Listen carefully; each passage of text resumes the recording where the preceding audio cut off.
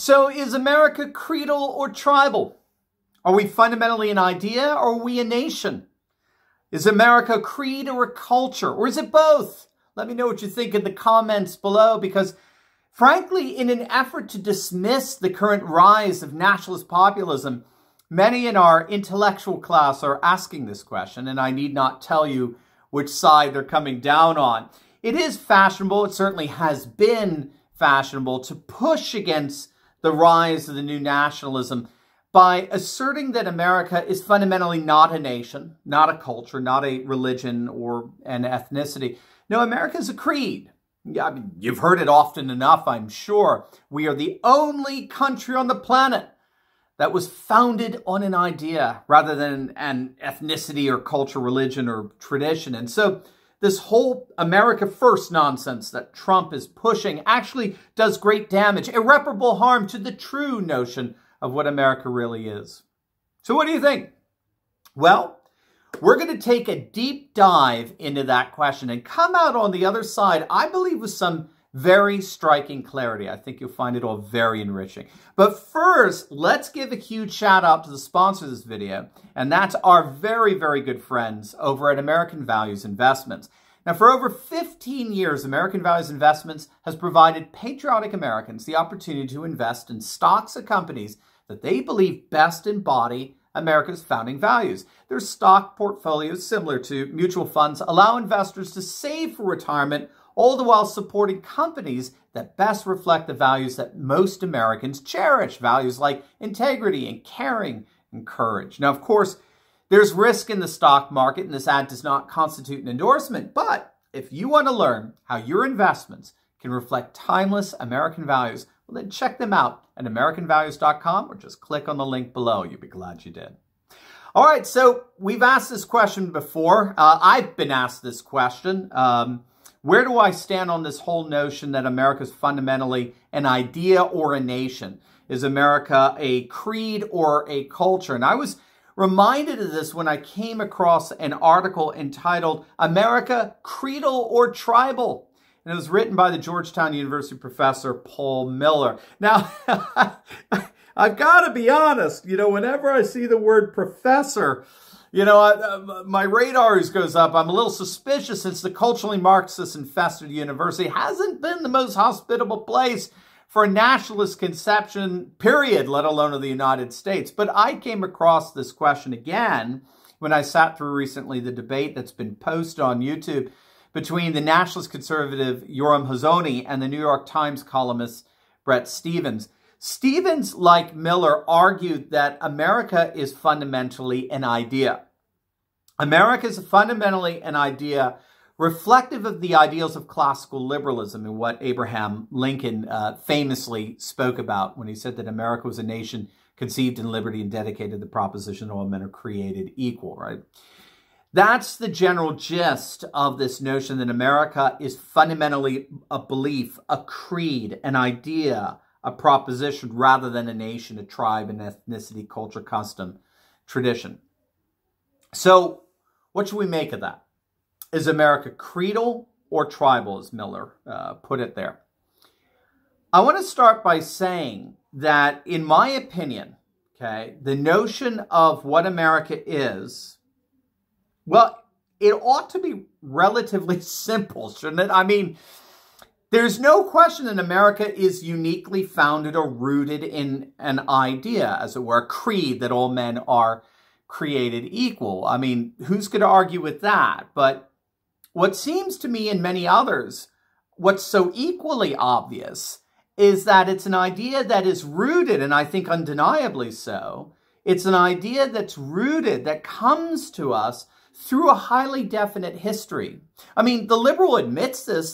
This liberal admits that the American ideals, in fact, rooted in classical liberalism, which is a belief system that's inescapably culturally and historically contingent. The idea that we are a nation conceived in liberty and dedicated to the proposition that all men are created equal has a history to it, a very definite history and a very definite culture, particularly an Anglo-Protestant culture. This is what Russell Kirk argued in his Roots of American Order. The roots of American order, according to Kirk, are founded in Athens, Jerusalem, and Rome, and they make their way through London and are codified in Philadelphia. So our philosophical, moral, and judicial foundations are developed in a very definite geography and history. So the question of whether America is an idea or nation, I think, is a rather uncomplicated one, in the sense that the most reasonable, obvious answer would appear to be, well, both. It's a false dichotomy. We're both idea and nation, creed and tribe. But here's the problem. Proponents of the notion that America is an idea, not a nation, fully acknowledge that cultural and historical contingency, but they disregard it. They see it as, frankly, irrelevant. And this is precisely what I read in this article by this Georgetown professor. He and others that I've heard, like Bret Stephens as well, in the Princeton debate, they all see the Anglo-Protestant cultural and historical context of the American ideal as inherently artificial. It's the parsley next to the steak, okay? It's the husk of the corn. Cultural and historical specificity function much like the rocket that sends the spaceship into outer space, right? The rocket can be jettisoned at some point. You can get rid of it and then let the spacecraft take over. Things like culture, custom, and tradition, particularly our religious traditions, function very much like that rocket, right? They got the idea going. They brought it to historical prominence. But because the idea of America is so transcultural and transnational, cultural custom and tradition, they assume an inherently artificial second-order status in relation to it. Now, in defense of this, you'll notice a rather strange inconsistency surface on the part of the liberal. And it's an inconsistency that I think is highly relevant to the current rise of the new nationalism, as I call it, that's going on all over the West. Because in defending this notion that America is fundamentally a creed or an idea that garners our loyalties irrespective of culture or religion, these proponents either immediately or inevitably point to the fact that America has no inherent religion, culture, and so on, precisely because America makes room for what?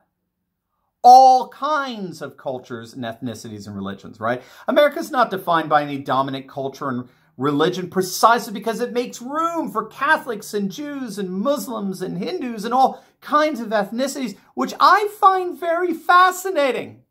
Because you'll notice in that defense that the ethnicity and religion of the minority, which is peripheral to America's founding, in the rhetoric of the liberal, that ethnicity, race, religion suddenly becomes central to the very idea of America. Did you catch that? Because I think it's so important to observe here.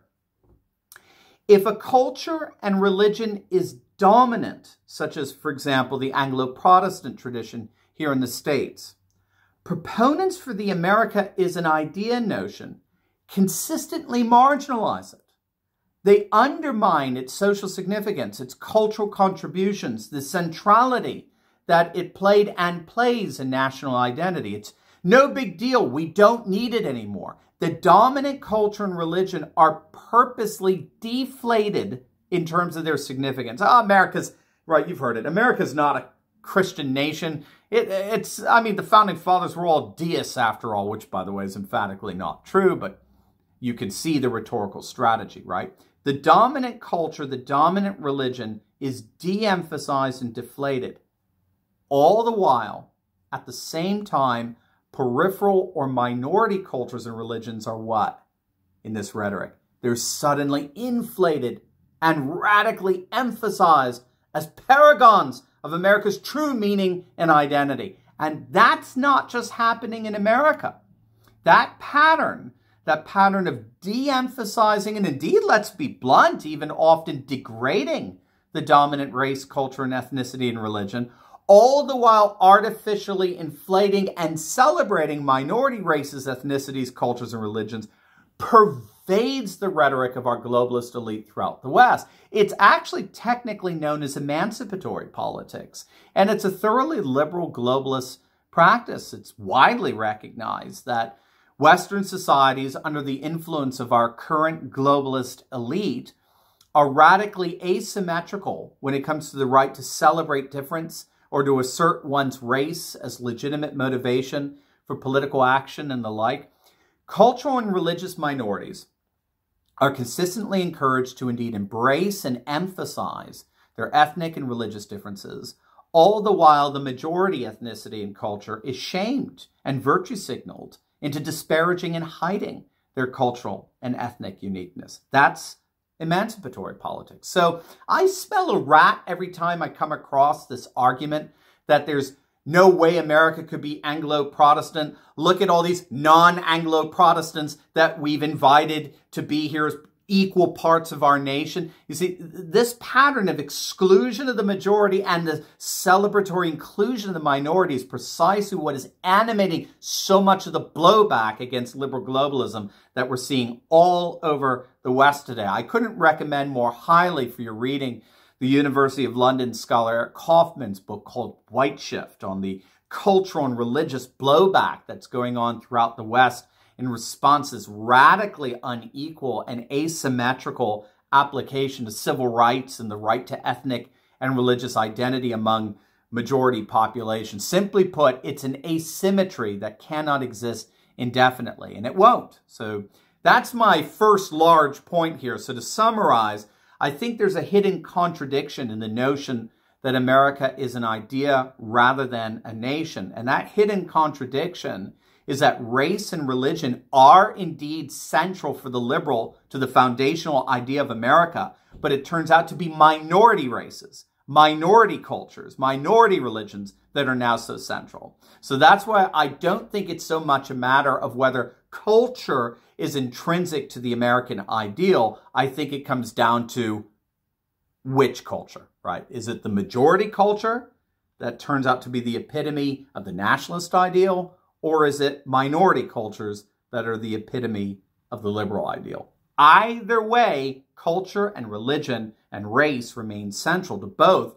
the liberal and nationalist conception of America. And then this leads me to my second point here, my second and final point, two very large points here. And that's insisting on the separation of the idea of nation, creed from culture.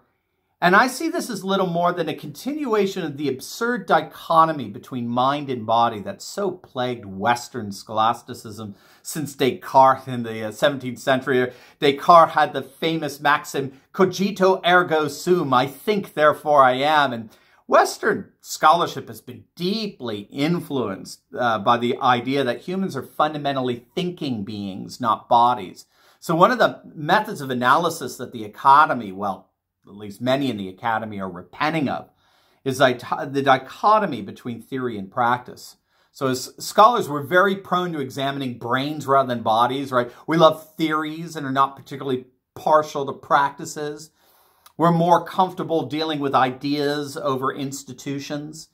And fortunately, this dichotomy is beginning to wane in the universities, where embodiment and practice theories are huge right now. So this whole question of whether America is a creed or a culture, I think it breaks down precisely at this level, at the level of privileging arbitrarily the mind over the body. And that's not to say that we don't have founding fathers or Lincoln talking that way, but that's because, ironically, they're all part of this post-Enlightenment Western tradition that separates the mind from the body in theory and practice, that's plagued Western scholarship for the last few centuries, which of course, you want the irony of ironies, which of course means that this insistence that America's a creed, not a culture, is profoundly cultural and profoundly temporal.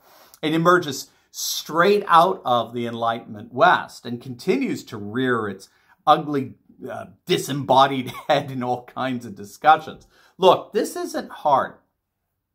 You have no question transcultural ideas, okay? In fact, the most eternally abiding ideas are by definition transtemporal, transcultural. But here's the fundamental problem that cultural anthropologists have identified. In order for any idea to set itself apart and capture the hearts and minds of a people, it has to go through a process that scholars call sanctification. In other words, it has to be deliberately, intentionally set apart as hierarchically superior, as more true and more morally obligatory than any other competing truth claims and ideas.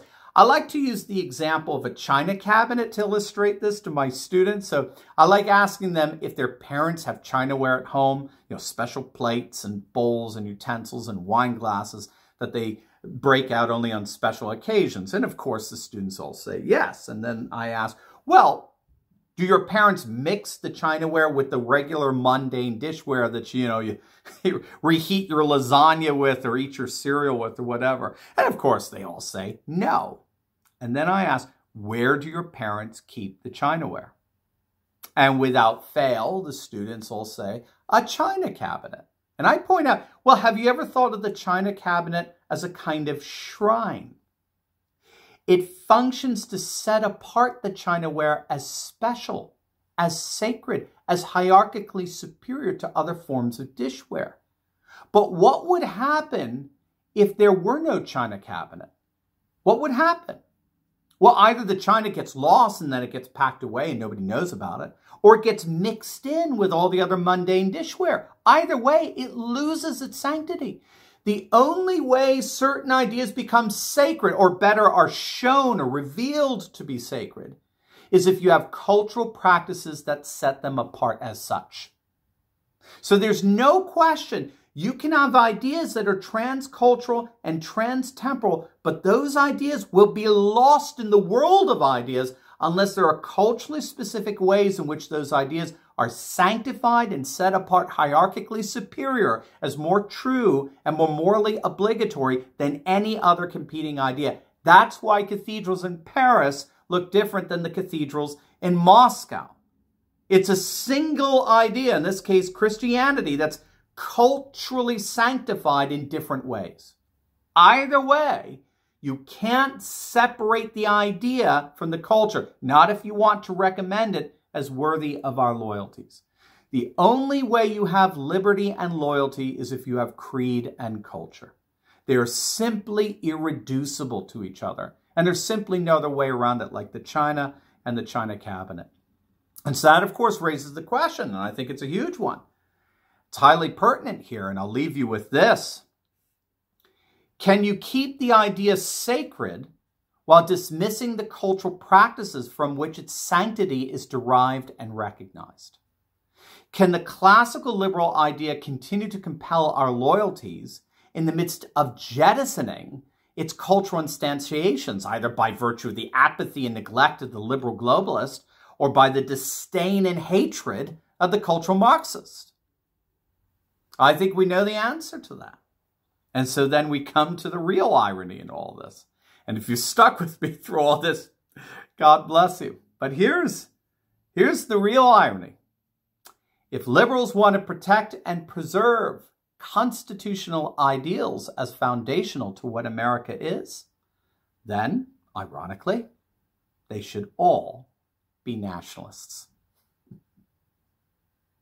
Now, before you go, if you've got room for more video, don't you? Come on, you can do it. I think you're going to love the video that I just put up on the UK finally passing the Brexit finish line. They're now just days away from their official split with the EU, and it's going to make your day absolutely. So make sure to click on the link, and I'll see you over there. God bless.